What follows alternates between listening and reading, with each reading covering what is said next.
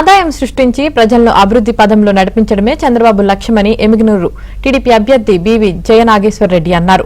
కర్నూలు జిల్లా నందవరం మండలంలో వర్షాన్ని సైతం లెక్క చేయకుండా ఆయన ఎన్నికల ప్రచారం నిర్వహించారు. 5 ఏళ్ల వైసీపీ పాలనలో జగన్ రాష్ట్రాన్ని అప్పుల పాలు చేసి ప్రజలకు అరకొర పథకాలు ఇచ్చి మోసం చేశాడని అన్నారు. ఉమ్మడి కూటమితో చంద్రబాబు పథకాలు ప్రజలకు మేలు చేస్తాయని తెలిపారు.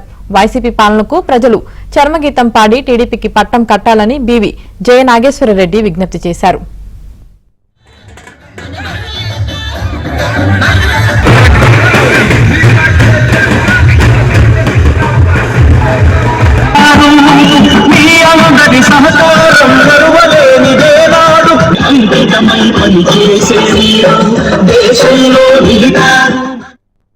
ఆదాయం లేకుండా అప్పులు మాత్రం తెచ్చి ఆఖరికి తాగుబోతు మద్యపాన నిషేధం అని చెప్పి మందుబాబుల లివర్ల మీద కూడా తాకట్టు పెట్టి అప్పు తెచ్చిన ఘనత ఈ జగన్మోహన్ రెడ్డి గారు.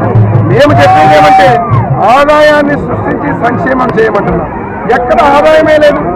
అసలు ఇక్కడ ఈ ప్రజలకు ఈరోజు 13 లక్షల కోట్లు అప్పు తెచ్చి నెత్తిన పెట్టిన జగన్మోహన్ రెడ్డి ఏ రకంగా చేస్తాడు? ఆ రోజు చెప్పిన మాట వాస్తవం. ఈ రోజు మళ్ళీ చెబుతున్నాం, ఆదాయాన్ని సృష్టించే శక్తి తెలుగుదేశం పార్టీకి చంద్రబాబు నాయుడు అధినాయకుడికి ఉంది. మోడీ గారి నాయకత్వంలో, పవన్ కళ్యాణ్ గారి శక్తితో, చంద్రబాబు గారి యుక్తితో ఈ రోజు మేమందరం కూడా రాష్ట్ర ప్రయోజనాల కోసం ఏ సంక్షేమం అయితే మేము చెబుతున్నామో చేసి తీరుతాం. ఆదాయాన్ని సృష్టిస్తాం, తద్వారా ఈరోజు సంక్షేమం చేస్తాం. అంతేకాకుండా ఈ జగ్గాపురం చూస్తున్నారు, నేను ప్రచారం చేస్తున్న ఊరు, ఒక్క చుక్క నీళ్లు లేవు. ఎక్కడ చూసినా ఆడకూతులు అల్లాడిపోతున్నారు. గ్రామం అసలు పూర్తిగా ఈరోజు నేను బటన్ నొక్కినా అని చెప్పడం తప్ప ఒక్క సంక్షేమం కానీ, ఒక తాగడానికి నీళ్లు కానీ, రైతులకు నీరు కానీ ఇచ్చిన పాపాన పోలేదు. అందుకే రేపు సైకిల్కు ఓటు వేసిన తర్వాత ప్రత్యేక దృష్టి పెట్టి ఈ గ్రామానికి ఆర్టీఎస్ రైతు కెనాల్తో సాగునీరు, అదేవిధంగా త్రాగునీరు, ఇంటింటికి ఫిల్టర్ నీళ్లు కుళాయి తెచ్చి తీరుతామని చెప్పడం జరుగుతూ ఉంది.